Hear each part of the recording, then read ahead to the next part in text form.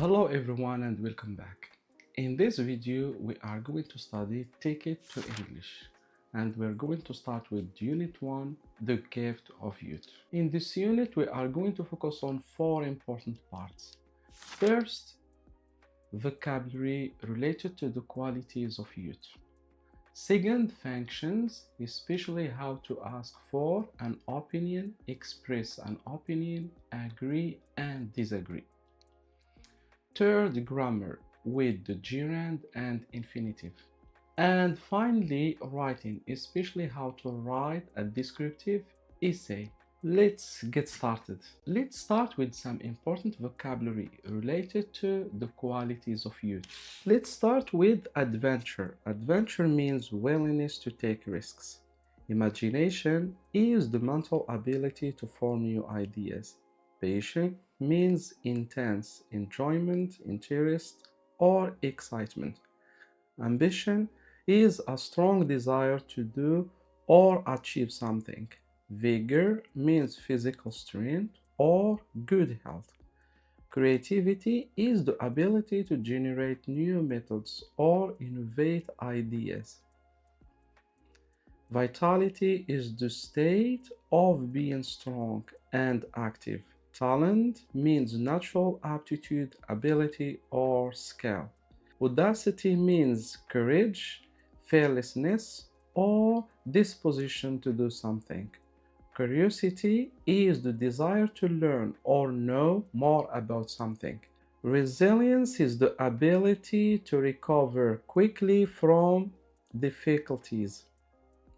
Flexibility is the ability to adapt to new situations and circumstances. Open-mindedness means the willingness to consider new ideas and perspective. Empathy Empathy is the ability to understand and share the feelings to others. Now, let's look at some nouns and their corresponding adjectives. This is very important to be memorized. We have vitality, vital, imagination, imaginative, patient, passionate, talent, talented, audacity, audacious, enthusiasm, enthusiastic, skill, skillful, vigor, vigorous, adventure, adventures, courage, courageous, motivation, motivated, creative, creative, creativity, creative, ambition, ambitious.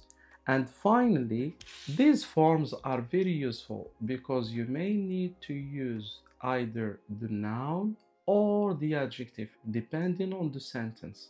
Youth and adults, different views. Now, let's look at how some young people see adults and how some adults see young people. Some youth think adults are old-fashioned, intolerant, severe, bossy, and democratic, mean, nosy, and authoritarian. On the other hand, some adults think youth are rebellious, intolerant, strong-headed, thoughtless, careless, immature, anti, disobedient, and adventurous. So we can see that young people and adults may have different opinions about each other. And this brings us to our next part, expressing opinion. In this part, we are going to learn how to ask for someone's opinion, express our opinion, agree with someone, and disagree with someone. When we want to ask someone about their opinion, we can use expressions such as, what do you think about? In your opinion. What's your opinion? Any initial thought on?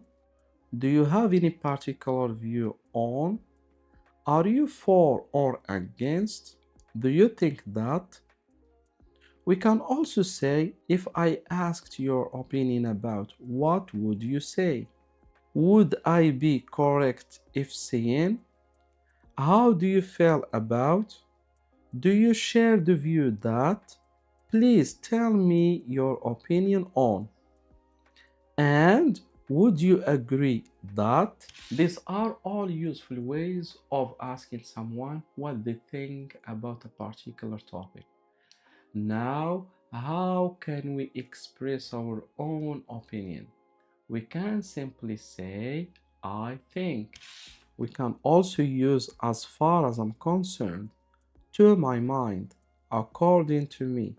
Some people may disagree with me, but as I see it, it seems to me that, in my point of view, in my opinion, from my point of view, to the best of my knowledge, to my mind, to my way of thinking, I am of the opinion that I have come to conclusion that. We can also say, personally speaking, speaking for myself, no except on this, but I take the view that my personal view is that, in my experience, and finally, as far as I understand, can see it. All these expressions can help us introduce and explain our personal opinion. Now, imagine that someone gives an opinion and you have the same opinion. How can you agree? You can say, I agree with you, or I do agree.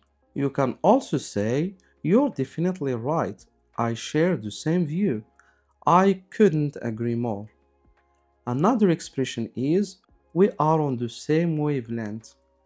You can also say, it's lovely to meet someone who thinks that way too. Other useful expressions include, I can't argue with that. That is more convincing argument, I must admit. That's a good point. I see your point. And it makes sense to me.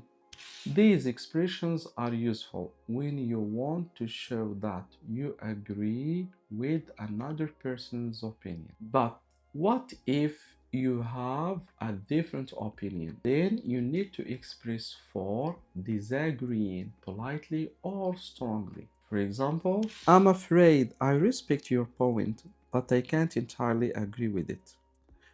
You can also say, no way, or I see what you mean, but I'm not entirely convinced. Another useful expression is, I respect your point, but I can't entirely agree with it. We can also say, that's only sometimes true. We could be correct, but it's hard to agree with that, but I'm not sure I agree with you. I think you might be wrong. I can see a hole in that argument. That's not the way I see it. Sorry, but I am not convinced.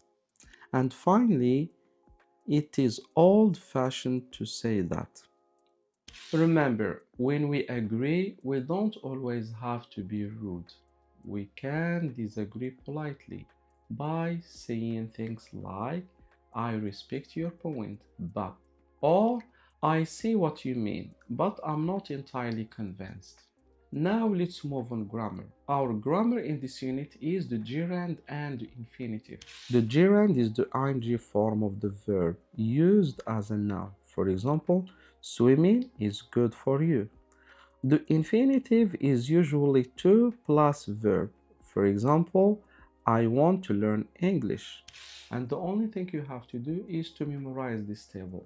This is only what you need about gerund and infinitive. We are going to learn how to write a descriptive paragraph or essay. A descriptive paragraph or essay is characterized by the use of adjectives. It tells us how something looks, feel, smell, taste, or sounds. A good description is like a word picture. This means that the reader should be able to imagine the object, place, or position in his or her mind. When we describe a person, we should talk about the physical appearance and the personality. When describing a person, we can also ask ourselves some useful questions.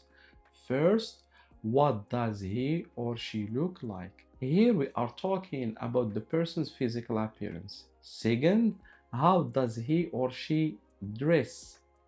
Third, what is he or she like? Here we are talking about personality. We can also ask what attracts you to that person and what do you like most about him or her? These questions can help us organize our descriptive paragraph. Example, describing a person. Now let's look at an example of a descriptive paragraph. The person we are going to describe is Bob. Take a moment and read this descriptive writing.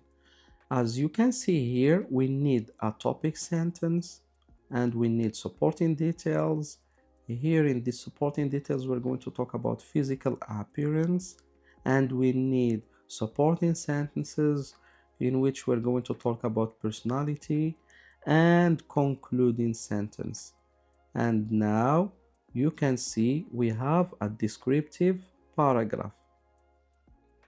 So that's it for today. I hope that this lesson is very clear and simple for you. I'm going to share with you the PDF of this summary in the description below. Don't forget, as usual, to subscribe and share this video with everyone you know. And I wish you good luck in your back. Have a good day.